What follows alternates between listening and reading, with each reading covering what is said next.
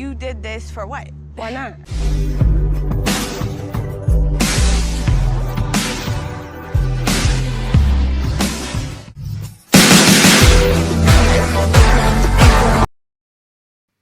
Hi everyone, welcome to the channel. Yeah, just be sure to subscribe if you haven't already.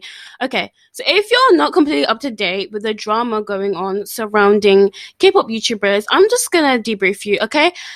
So K-pop YouTuber by the name of Umbini made a video just talking about a few prominent K-pop channels, okay, such as Seulgiology, vixxo, and Axistan.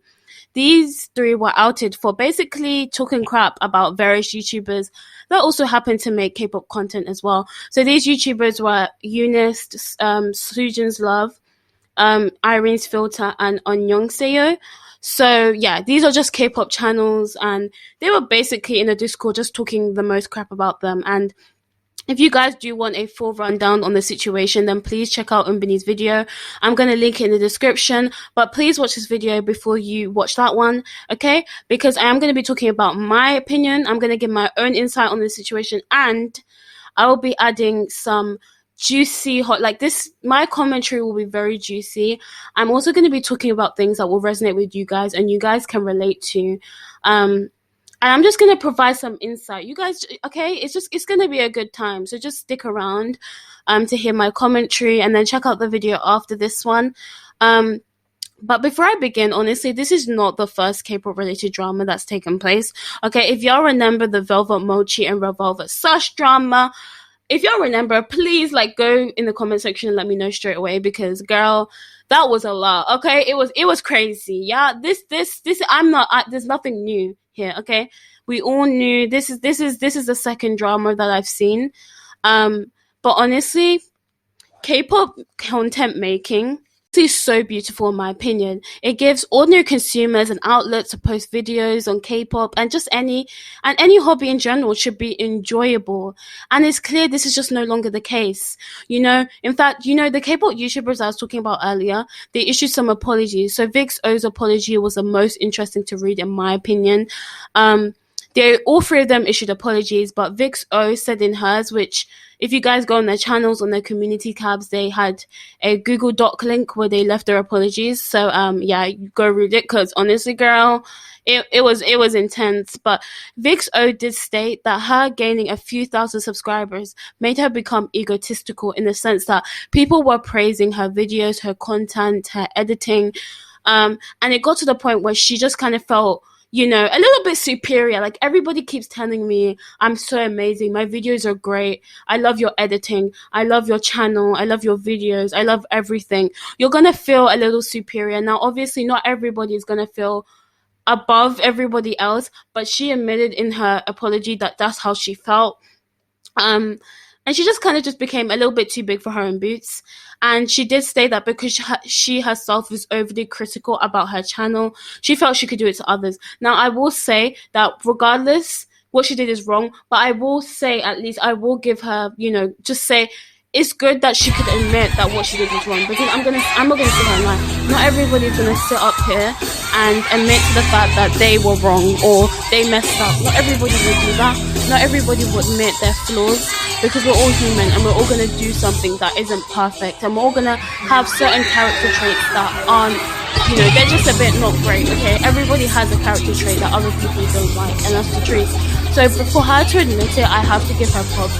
But that does not justify the fact, that does not diminish the fact what she did was straight up wrong. It was disgusting, it was sickening. No, it was wrong, okay? But I will say props to her. But what I also just honestly thought was so sad is that Chewy Baby, which is another K-pop channel, he was the one who outed these people. So he actually told Umbini about these kind of horrible messages that Seulgiology, Axistan, and vixxo were saying on this Discord. So he outed these two more or less, and the fact that had he not told Umbini and the other K-pop YouTubers as well that were talked badly about, then they probably would still be talking crap about literal strangers, because the truth is, we make K-pop videos. People that make K-pop videos, most of them do not disclose their face, they don't disclose their age, their race, their names. Some do, but not all of them. And so I just think that at the end of the day, people we watch on the internet, most of them we do not know, so they are strangers. So the fact they thought it was okay to talk crap about somebody you don't know, you're talking crap about somebody who you do not know personally. You're making fun of somebody for using a robot voice when you don't realize that some people don't want their voice on the internet, which is fair enough. Some people don't have enough money to buy a microphone or buy a decent one, and not everybody wants to have a microphone. Some people just like having robot voice, whether they can afford it or not. And so some of the things they were saying were just so unkind. They said some things that could have been constructive criticism, like I believe one K-pop YouTuber actually, makes videos with her real voice, and she has an accent. It's very clear that English is not her first language. She's not a native speaker, and I could tell, she has an accent when speaking. Her name is Juniverse, if you guys know her on YouTube. And she made a video about big three girl groups, and in the video, her voice was a bit low, and it was a little hard to understand her. But that's what Seulgiology was saying in these group chat messages or whatever. Which is like, that's fair enough, because that's not rude. It's just saying, yeah, she can increase the way she speak higher. But what it became constructive criticism to straight up being unkind. He was saying how she is just mumbling. She doesn't know what she's saying. I don't know what they're saying. Commentary isn't for everyone. I actually think he said that about Umbini, which is just even worse. Like, it's not nice. Making fun of the fact that she says like, no, because, and he was like, girl, get yourself a script. But you don't actually realize that you can still have a script and still trip over your words. Like, having a script doesn't mean that you're not going to do that. I just thought a lot of what they were saying is just really not nice. Like, if somebody mumbling in a video is really annoying for you, that's fine, and you can just simply click off. But you sat in that group chat and just talked crap about somebody, and it really isn't nice. K-pop YouTubers are strangers. Most of the people that you watch on your computer, on your phone, on your iPad, on your tablet, they are strangers. You do not know them personally. So it's not right for you to judge. And I guess to them, they thought, oh, this person is a stranger, so it makes them feel better because I don't know them. Then I could just talk crap about them. I don't know them personally. I'm not going to feel guilty because this channel, I don't know who they are. I don't know what they look like. I don't know their age. So I can just talk crap about them because I don't know them, It's really just sad, and it's really sickening because honestly, social media can be one hell of a drug. This is why your morals should come before a few numbers on a screen, okay? Like, at the end of the day, these three are nobodies. They are, because you're not famous. You just run a channel that happens to be popular and has garnered popularity. You have 20,000 subscribers because people like your content, so they've hit subscribe. You're not famous because of you. Like, you're famous because of what the videos you make, but you're not famous because of what you look like. Nobody knows who you are under your picture of your fave. Most K-pop channels have an image of their fave, a K-pop idol, or just some sort of image, So nobody knows who you are. You're nobody. Like, as in, nobody knows who you are. If somebody watches your videos and they know you, like, oh, this is Marissa and she lives in Ohio, but people don't know who you are unless you disclose this information. And so they are nobodies. Like, you just happen to be popular on YouTube. And I hope that's not trying to be rude. It's just the truth. Because if you don't show your face, then people don't know who you are. You're just somebody who has subscribers on YouTube. And it's honestly just not acceptable, whether you have thousands of subscribers, to be making discourse, hating on people, on their editing styles, their voiceovers. It's genuinely so gross. It really is sickening. Like, it's just, some of the things they were talking about was just so dumb. Like, I'm sorry, like, I'm not even trying to be rude, but they were coming at some people for their thumbnails, and it's like, thumbnails. Most thumbnails are just a picture with an image on top. Like, it just isn't it, okay? Like, really? But yeah, so like I was saying earlier, gatekeeping thumbnails that literally just have a piece of text is just not it. And it's just really, just some of the things we were saying just weren't it. And it's just really sickening. And I really do empathize with everyone who was spoken awfully about by these three. Their apologies are not mine to accept. But considering Seulgiology did block a K-pop channel called Sujin's Love, I actually stands half-assed apology. Like, girl, we're not going to sit here and like, it wasn't half-assed, it was. vixxo also deactivating previously. It's just a whole hot mess, okay? You know what? Things like this just remind me why K-pop truly isn't that deep. These channels have scarred and stained their reputation over petty gossiping, all completely unprovoked. You know, this could have all been prevented had they have not said these things. I just hope anyone who thinks having 10,000 subscribers means you're better or more superior than somebody else, you need to seek help. You need to go and drink milk and you need to touch grass, okay? If you see yourself as some sort of god or some sort of Gordon Ramsay, where you think you have the audacity to think it's okay to hate on people for petty things, then like I said, you need to go touch grass. Because gatekeeping channel banners and thumbnails is so inherently prosperous, counterproductive, and ridiculous, and just nitpicky. Honestly, K-pop content, it's just not that deep. I keep telling you guys, but K-pop isn't that deep. I promise you, it really isn't. Don't give up your morals and your mental well-being because of what? You have a few thousand subscribers, so you think, okay, I'm gonna critique channels that are just simply existing. I'm gonna critique channels. I'm gonna hate on them. Just pick off everything I don't like about them. It's just not right. And I just think it's really, really sick. Axie Stan actually came for a channel called Iris Filter, I believe, and the channel owner is actually very young. I'm not going to disclose her age because, like, you know, I don't think I have a right to do so, but the channel owner is extremely young, and I didn't even know that myself. So it really does reaffirm my point that K-pop channels are literally strangers. We do not know these people. We don't know if somebody making videos is 30 years old, which is not an issue. We don't know if somebody making videos is 18 years old, 17 years old, 16, 23, 59, you know, 30. Like, we don't know how old these people are. Even somebody who's 30 could sound really young. Not that 30 is old, but you get my point. We don't know these people, you know. They're just, most of them do not show their face. Most K-pop channels don't show their face. You have a few exceptions, but most of them don't. You just either hear their voice or it's a robot voice. Or sometimes just text on the screen. So it's like, we don't know who these people are. K-pop YouTube can be very anonymous. And that's why a lot of people post videos, you know, you don't have to show your face or your voice. You can just make videos, and that's what I really like and appreciate. And so I just think, in my opinion, it's really sad because I honestly think that making content is supposed to be something fun, and I just feel like some people just don't seem to get that memo. And I genuinely think, like I said, for me, I love making videos, and it really just tells you, it really reminds me that it's so, so important to be nice to people because it's just, it doesn't hurt to be nice to others. It really doesn't. You don't have to get along with them, but it doesn't hurt to be nice. And if you see something that upsets you, you know, and you think somebody is, you know, telling you that they are inspired by your content and they like you and you find offense, then you really do need to tell them, even if it's uncomfortable, because I can get that having uncomfortable conversations can be very daunting.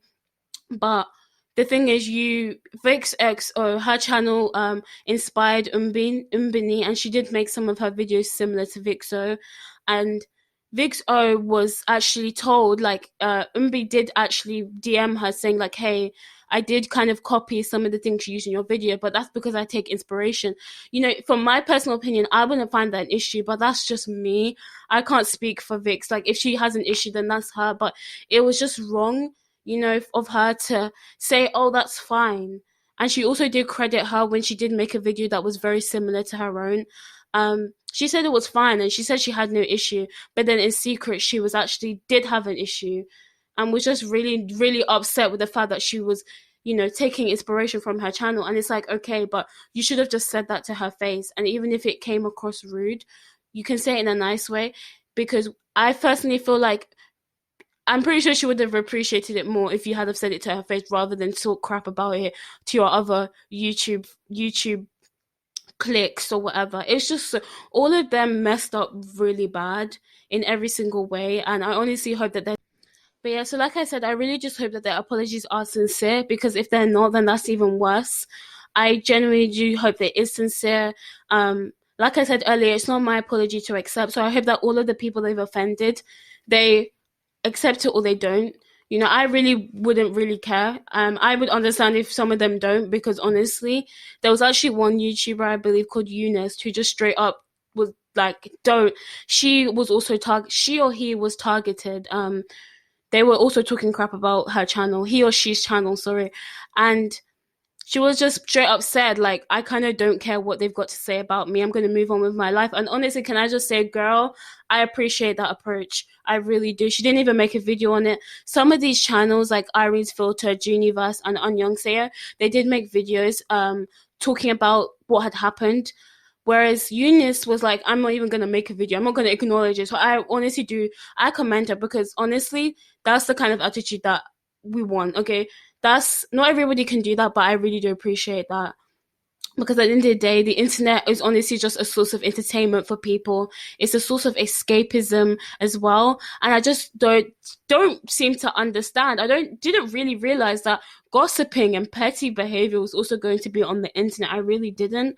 It's really sad, honestly, and I genuinely just hope that, you know, they've learned from their mistakes, and I hope that they're sincere.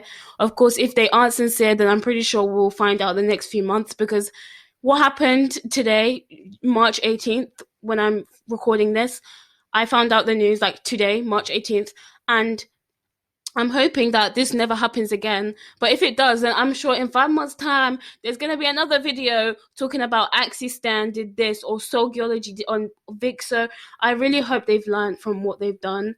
I'm not going to lie, some of their apologies just really did not seem genuine. But, you know, I'm hoping that they are going to reflect on what they've done anyway.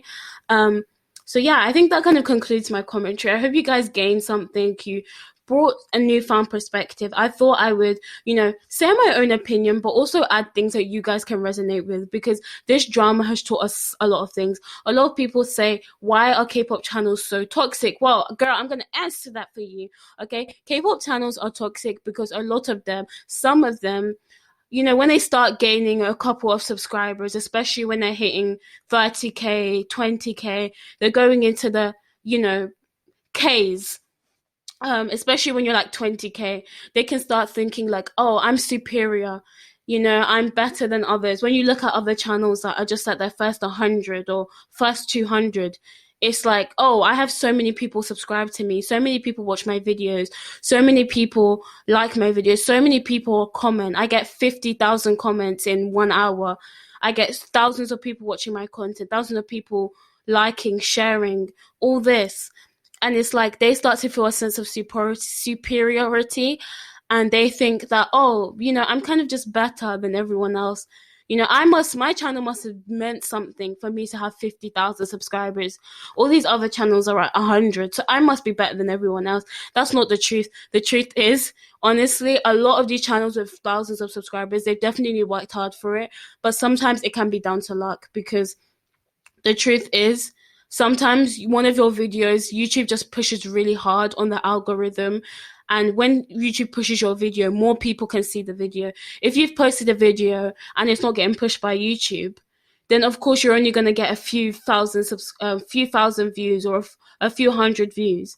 But if your video is getting pushed a lot, then of course tons of people will watch, and then that will mean that you're probably going to gain a lot of subscribers and more popularity. So I hope you guys understand what I mean. That's going to wrap up my commentary. I hope you guys enjoyed. I hope this brought a newfound perspective to you guys. Please be sure to hit the like button if you enjoyed. It gets this video out there. I really want people to watch this video, whether you are a returning subscriber or you've just seen my channel. This is the first time seeing me. Hi, please subscribe. You will not regret it. While you're here, check out all my other videos if you're new. Yeah, this video is basically over, so thank you all for watching. Please let me know also your opinions on the whole situation is known. If you've watched the video, if you're up here right now, please go and leave your opinions. Yes, you listening, go and leave your opinions. If you want to write 3 lines, that's okay. If you want to write 5 paragraphs about your opinions, then let me know. I really don't mind whatsoever. But yeah, so I hope you guys liked the video. I love you all very much. I hope you have an amazing day, afternoon, morning, lunchtime. If you're watching this, I love you. Thank you so much for supporting me. If you have watched my channel, if you watched this video, then you obviously enjoyed the video. So please let me know about your own opinions. I love you all, and I'll see you all very soon. Bye.